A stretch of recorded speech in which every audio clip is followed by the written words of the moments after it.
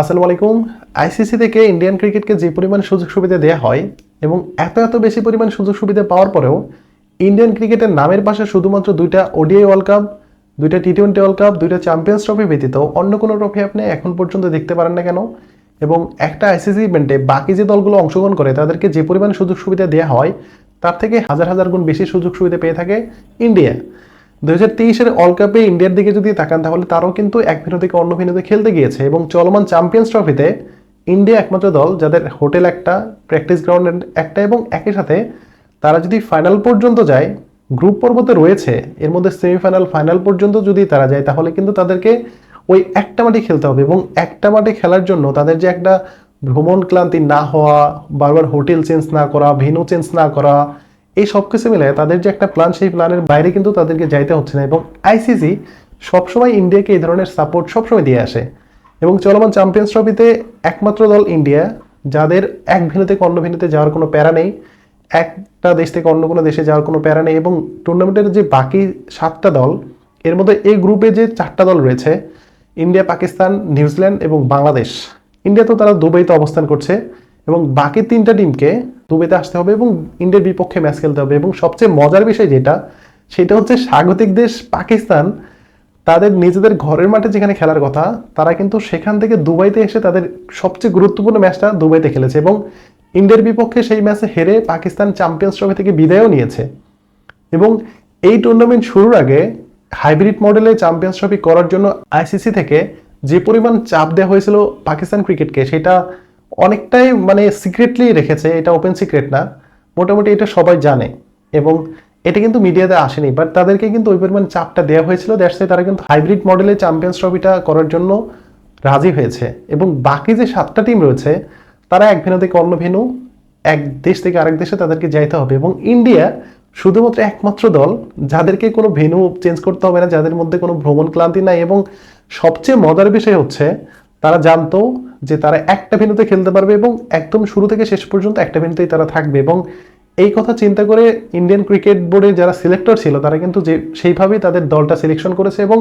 সেখানে যখন একটা পেসার সংখ্যা কমিয়ে তারা স্কোয়াড ঘোষণা করে, এটা নিয়ে কিন্তু অনেক সমালোচনা হয়েছিল, কিন্তু শেষ পর্যন্ত তারা জানে যে তারা শুধুমাত্র দুবাই ইন্টারন্যাশনাল ক্রিকেট গ্রাউন্ডে খেলবে। সো ওই মাঠে কি পরিমাণ প্লেয়ার দরকার, কোন লেভেলের প্লেয়ার দরকার, সেখানে স্পিন বল ভালো নাকি পেস বল ভালো, সেটা ইন্ডিয়ার চেয়ে ভালো কেউ জানে না এবং তারা শুরু থেকে শেষ পর্যন্ত ওই একটা মাঠে খেলবে। সো এই যে একটা বাড়তি সুবিধা, এই সুবিধার কারণে ইন্ডিয়া যে পরিমাণ অ্যাডভান্টেজ পাচ্ছে, বাকি যে 7টা টিম রয়েছে তারা কিন্তু সেম পরিমাণ অ্যাডভান্টেজ পাচ্ছে না। Australia, England, New Zealand, Pakistan, Bangladesh, Afghanistan এবং একই সাথে সাউথ আফ্রিকা, এই যে 7টা টিম, তাদেরকে একটা ভেন্যু থেকে আরেকটা ভেন্যু এবং তারা যদি সেমিফাইনালে ইন্ডিয়ার বিপক্ষে পড়ে তাহলে তাদেরকে কিন্তু এক দেশ থেকে আরেকটা দেশে ট্রাভেল করতে হবে, কিন্তু ইন্ডিয়াকে কিন্তু সেই কাজটা করতে হচ্ছে না। এই সেম একটা সুযোগ সুবিধা সেটা 2024-এর যে টি-20 ওয়ার্ল্ড কাপ, সেখানেও ইন্ডিয়াকে দেওয়া হয়েছিল এবং গ্রুপ পর্বে সব ম্যাচ তারা একটা ভেন্যুতে খেলেছে, এরপরে সেকেন্ড রাউন্ডে সবগুলো ম্যাচ তারা একটা ভেন্যুতে খেলেছে এবং শেষ পর্যন্ত বিতর্কিত একটা ক্যাচের মাধ্যমে কিন্তু টুর্নামেন্টটা শেষ হয়েছে এবং সেখানে ইন্ডিয়া তারা চ্যাম্পিয়ন হতে পেরেছে এবং একই সাথে 2015-র যে ওডিআই ওয়ার্ল্ড কাপ, সেই কথা যদি আপনি চিন্তা করে দেখেন তাহলে বাংলাদেশের সাথে কি করা হয়েছিল সেটা প্রতিটা বাংলাদেশের ক্রিকেট ভক্ত তারা সারা জীবন মনে রাখবে এবং এটা যে একটা বিতর্কিত ম্যাচ ছিল এবং বিতর্কিত সিদ্ধান্ত ছিল, সেটা কিন্তু এখন সেটা অনেকটা প্রমাণিত, অনেকটা বলতে 100%ই প্রমাণিত যে ওই ম্যাচে আইসিসি যদি ইন্ডিয়াকে বেশি সুযোগ সুবিধা না দিত তাহলে কিন্তু বাংলাদেশ ওই ম্যাচে টিকে থাকতো এবং ফলাফলটা অন্যরকম হতে পারত। এবং 2019-এর যে ওডিআই ওয়ার্ল্ড কাপ, সেখানেও তারা একমাত্র দল হিসেবে একটা ভেন্যুতে এবং একটা হোটেলে থাকার যে সুযোগ সুবিধা সেটা কিন্তু তারা পেয়েছিল, বাট সেখানে কিন্তু তারা সাকসেসফুল হতে পারেনি এবং সবচেয়ে মজার বিষয় সেটা হচ্ছে 2023 সালে নিজেদের ঘরের মাঠে, সেখানেও তারা কিন্তু একটা ভেন্যু থেকে অন্য একটা ভেন্যুতে গিয়েছে, তারা খেলেছে এবং শেষ পর্যন্ত তারা ফাইনালে গিয়ে অস্ট্রেলিয়ার সাথে নাকানি চোপানি খেয়ে টুর্নামেন্ট থেকে বিদায় নিয়েছে। যদিও ফাইনাল ম্যাচে তারা রানার্স আপ হয়েছে, but end of the day ট্রফিটাই সবচেয়ে মেইন কথা। কিন্তু আইসিসি যে পরিমাণ তাদেরকে সুযোগ সুবিধা দেয়, সেম পরিমাণ পারফরমেন্স কি তারা করতে পারে? তারা কিন্তু করতে পারে না। প্রত্যেকটা টুর্নামেন্টে আইসিসি ইন্ডিয়াকে হিউজ লেভেলের সুযোগ সুবিধা দিয়ে থাকে, কিন্তু ইন্ডিয়া কিন্তু সেই পরিমাণ পারফরমেন্স করতে পারে না। সেটা আপনি আম্পায়ার থেকে শুরু করেন বা মাঠ থেকে শুরু করেন বা হোটেল থেকে শুরু করেন, প্রত্যেকটা টুর্নামেন্টে তাদেরকে এক্সট্রা অনেকগুলো সুযোগ সুবিধা দিয়ে থাকে, বাট তাদের নামের পাশে কিন্তু 2টা ওডিআই ওয়ার্ল্ড কাপ, 2টা চ্যাম্পিয়ন্স ট্রফি, 2টা টি-20 ওয়ার্ল্ড কাপ ছাড়া কিন্তু আর একটা ট্রফি কিন্তু আপনি দেখাতে পারবেন না।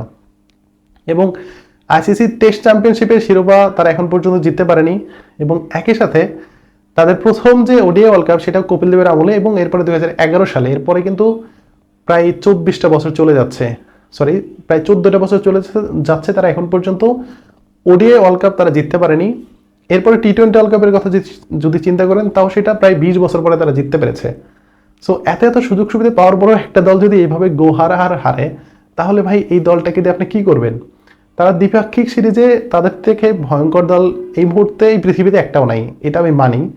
কারণ রিসেন্টলি তারা ইংল্যান্ডকে ঘরের মাঠে হোয়াইট ওয়াশ করেছে, এবং অস্ট্রেলিয়ার মাটিতে গিয়েও ইন্ডিয়া অনেক সময় ডমিনেট করে, অনেক ভালো ক্রিকেট খেলে। কিন্তু এত সুযোগ সুবিধা পাওয়ার পরেও ইন্ডিয়ান ক্রিকেটের এই অধপতন কি জন্য? দেখেন, একটা কথা আছে কি, যে আপনি যে প্ল্যানটা করে রাখবেন, গড কিন্তু সেই প্ল্যানটা করে রাখবে না, গড কিন্তু অন্য কোনো প্ল্যান করে থাকে। এবং আইসিসি যত সুযোগ সুবিধা ইন্ডিয়ান ক্রিকেটকে দিক না কেন, উপরে যিনি আছেন তিনি তো সবচেয়ে বড় একটা প্ল্যান করে রেখেছেন। সো ইন্ডিয়া যত সুযোগ সুবিধাই পাক না কেন, এই ধরনের টুর্নামেন্টে গিয়ে ইন্ডিয়া সবসময় কিন্তু হেরে চলে আসে। আপনি যদি 2015 ওডিআই ওয়ার্ল্ড কাপের কথা চিন্তা করেন, সেখানেও তারা একদম অস্ট্রেলিয়ার কাছে নাগানি চোবানি খেয়ে হেরে চলে আসছে।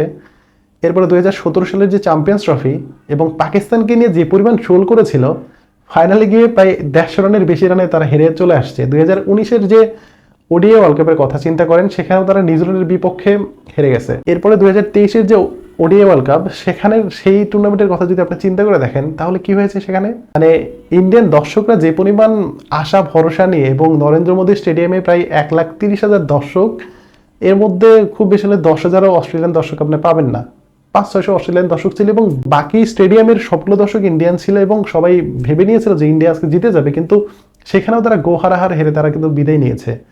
এবং এরপরে টি-20 ওয়ার্ল্ড কাপের কথা যদি আপনি চিন্তা করে দেখেন, তাহলে সর্বশেষ 2024-এর যে টি-20 ওয়ার্ল্ড কাপ, তারা সেখানে চ্যাম্পিয়ন হতে পেরেছে। কিন্তু একটা বিতর্কিত ক্যাচ কিন্তু আছে ভাই, শেষ পর্যন্ত সূর্যকুমার যাদব তিনি আদৌ মাঠের ভিতর থেকে ক্যাচটা ধরেছেন নাকি কোন লাইন থেকে ক্যাচটা ধরেছেন, সেটা নিয়ে কিন্তু অনেক বিতর্ক হয়েছে। 2023-এর যে টি-20 ওয়ার্ল্ড কাপ, সেখানেও তারা, আপনারা অবশ্যই জানেন যে পাকিস্তানের কাছে 10 উইকেটে তারা হেরেছিল, এবং তারা গ্রুপ পর্ব থেকে বিদায় নিয়েছে। এবং একই সাথে 2022-এর যে টি-20 ওয়ার্ল্ড কাপ, সেখানে ইংল্যান্ডের বিপক্ষে 10 উইকেটে তারা হেরে গেছে। সো এত সুযোগ সুবিধা পাওয়ার পরেও একটা দল যদি এইভাবে খেলে, এত বাজেভাবে খেলে, তাহলে ভাই তাদের পিছিয়ে এত ইনভেস্ট করে এত সুযোগ সুবিধা দিয়ে কি লাভ? একটা ইকুয়াল টুর্নামেন্ট কখনো কি আপনি দেখতে পেরেছেন? এবং ইন্ডিয়া একমাত্র দল যারা আইসিসির উপরে সবচেয়ে বেশি কথা বলে। আমার সবচেয়ে মজার একটা বিষয় আমি বলি আপনাদেরকে, আমি খুব করে চাই যে এশিয়ান বাছাই পর্ব অথবা ফিফা বাছাই পর্বে ইন্ডিয়ার খেলা কখনো পাকিস্তানের বিপক্ষে হোক, তখন দেখব যে ইন্ডিয়া কিভাবে তারা বলে যে পাকিস্তানে খেলতে যাবে না। ঠিক আছে, সো এই আশাটাই নিয়ে আমি বসে আছি যে শেষ পর্যন্ত আমি দেখতে চাই যে ইন্ডিয়া যেন পাকিস্তানের বিপক্ষে একটা ফিফার বাছাই পর্ব যে খেলাগুলো হয়, সেরকম একটা খেলা পড়ুক, এবং তখন আমরা দেখবো যে আসলে ইন্ডিয়া কতটুকু করতে পারে এবং ফিফা কতটুকু করতে পারে।